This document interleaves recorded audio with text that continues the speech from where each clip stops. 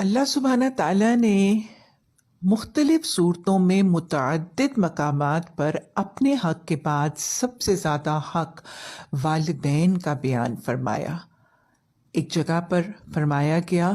وَلَا تُشْرِكُوا بِهِ شَيْئًا وَبِالْوَالِدَيْنِ إِحْسَانًا، کہ تم میرے ساتھ کسی کو شریک نہ کرنا۔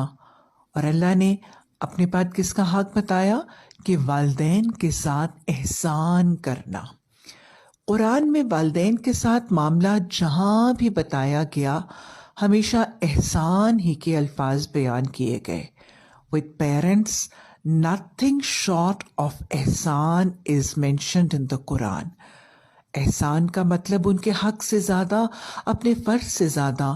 ان کو سکون دینے اور اللہ کو راضی کرنے کے لیے ان کے ساتھ معاملہ حسن سلوک، حسن اخلاق، حسن معاملات سے کرنا،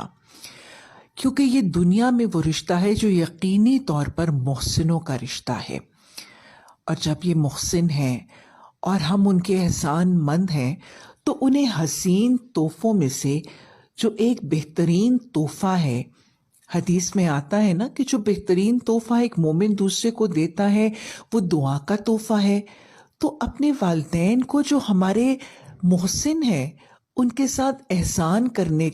کے حوالے سے ان کے لیے کثرت سے دعا کرنا۔ اور یہ صرف ان کے احسانات کا بدلہ ہی نہیں، یہ تو نبی صلی اللہ علیہ وسلم نے حدیث میں ان کا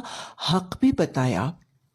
ایک شخص نے نبی صلی اللہ علیہ وسلم سے پوچھا کہ یا رسول اللہ صلی اللہ علیہ وسلم، میرے والدین فوت ہو گئے ہیں، کیا ان کا اب بھی مجھ پر کچھ حق ہے؟ آپ نے 4 حق بتائے۔ آپ نے فرمایا کہ ان کے رحم کے رشتوں کے ساتھ صلہ رحمی کرو، ان کے قرابت داروں کے ساتھ حسن سلوک کرو، جو جائز وصیت انہوں نے کی اس کو پورا کرو، اور ان کے لیے رحمت اور بخشش کی دعا کرو۔ تو یہ یاد رکھیے گا، یہ تو فوت شدہ والدین کا بھی حق ہے کہ ان کے لیے بخشش کی دعا کی جائے، اور بخشش کی دعا کا اجر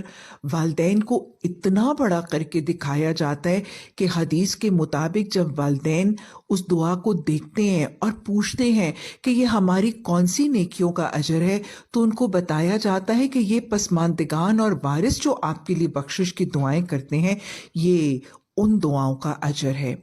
اور پھر جب اولاد نافرما بردار رہی زندگی میں والدین کی، اور ان کی وفات کے بعد ان کے لیے بخشش کی دعا کرے گی، تو اس اولاد کا نام نافرما برداروں کی صف میں سے نکال کے فرما برداروں کی صف میں لکھ دیا جائے گا۔ والدین حیات ہیں یا والدین فوت ہو چکے ہیں، ان کے لیے دعا کثرت سے کرنا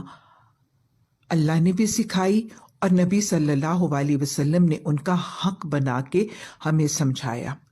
اللہ سبحانہ تعالیٰ نے سورہ بنی اسرائیل کی آیت نمبر 24 میں دعا سکھائی کہ کیا کہو والدین کے لیے دعا کرتے ہوئے، رب ارحمہما کما ربیانی صغیرا، کہ اے اللہ تو ان دونوں پر رحم کر۔ دونوں سے مراد میری ماں اور میرے باپ، جو دونوں میرے محسن ہیں، اے رحمان اے رحیم رب تو ان دونوں پر رحم کر، بالکل اس طرح جب میں چھوٹا تھا تو انہوں نے میری ربوبیت کی، مجھے پالا، مجھے پوسا۔ جب میں چھوٹا تھا تو جیسے انہوں نے مجھ پر رحم کیا اور میری نگہداشت اور میری پرورش کی، تو ویسے ان پر رحم کرنا۔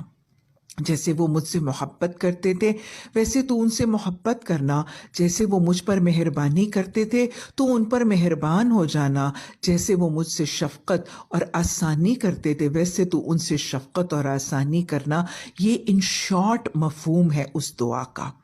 رب ارحمہما کما ربیانی صغیرا۔ اس کو اپنی نماز میں سلام پھیرنے سے پہلے، تشہد میں سلام پھیرنے سے پہلے پڑھیں، چلتے پھرتے اٹھتے بیٹھتے پڑھیں۔ اور پھر جو تشہد میں ہم دعا پڑھتے ہی ہیں، حضرت ابراہیم علیہ السلام کی دعا، ربنا اغفر لی ولوالدی وللمؤمنین یوم یقوم الحساب، یہ بھی کانشیسلی پڑھا کریں، یہ بھی والدین کی دعا ہے۔ اور پھر نبی صلی اللہ علیہ وسلم کی بخشش کی دعا کے الفاظ اللہم اغفر لہم وارحمہم، اگر صرف اتنا بھی پڑھ لیں کہ اللہ سبحانہ تعالیٰ ان کو بخش دے اور ان پر رحم فرما۔ ساری دعا بھی موجود ہے، لیکن اگر چلتے پھرتے جب ان کی یاد آ جائے، جب ان کی یاد ستائے، اداسی کا احساس ہو، تو فوت شدہ والدین کے لیے یہ دعا کثرت سے اپنا لیجئے، اللہم اغفر لہم وارحمہم،